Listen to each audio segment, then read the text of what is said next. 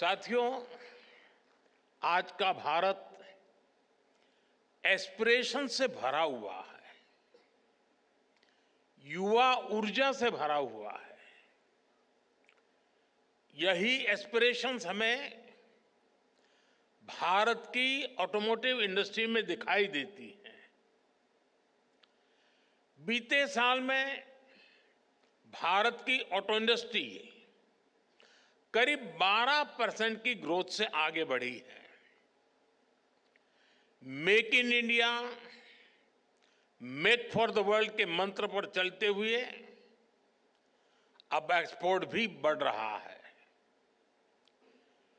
इतनी तो दुनिया के कई देशों की पॉपुलेशन नहीं है जितनी हर साल भारत में गाड़ियां बिक रही हैं।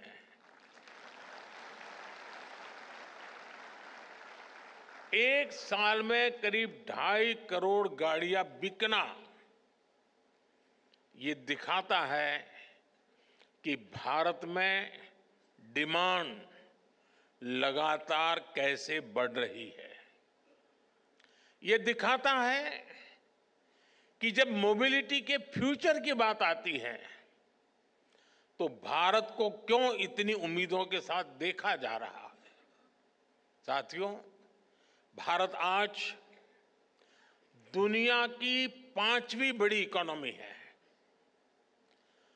और पैसेंजर व्हीकल मार्केट के रूप में देखें तो हम दुनिया में नंबर 3 पर है। आप कल्पना कीजिए कि जब भारत दुनिया की टॉप 3 इकोनॉमी में शामिल होगा तब हमारा ऑटो मार्केट कहां होगा। विकसित भारत की यात्रा मोबिलिटी सेक्टर के भी अभूतपूर्व ट्रांसफॉर्मेशन की कई गुना विस्तार की यात्रा होने वाली है।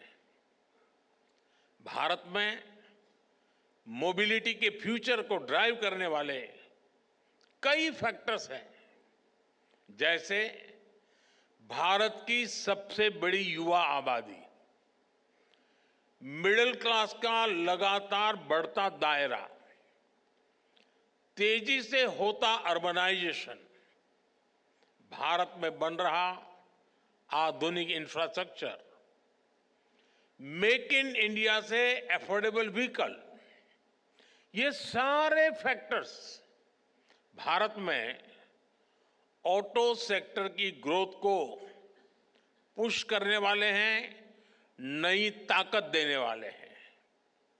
साथियों, ऑटो इंडस्ट्री के विकास के लिए नीड और एस्पिरेशंस ये दोनों बहुत जरूरी होते हैं और सद्भाग्य से भारत में आज ये दोनों वाइब्रेंट है। आने वाले कई दशकों तक भारत दुनिया का सबसे युवा देश रहने वाला है। यही युवा आपका सबसे बड़ा कस्टमर है। इतना बड़ा युवा वर्ग कितनी बड़ी डिमांड क्रिएट करेगा, इसका अनुमान आप भली भांति लगा सकते हैं। आपका एक और बड़ा कस्टमर भारत का मिडिल क्लास है। बीते 10 वर्षों में 25 करोड़ भारतीय गरीबी से बाहर निकले हैं। ये न्यू मिडिल क्लास अपना पहला व्हीकल ले रहा है। जैसे जैसे तरक्की होगी ये अपने व्हीकल को भी अपग्रेड करेंगे और इसका बेनिफिट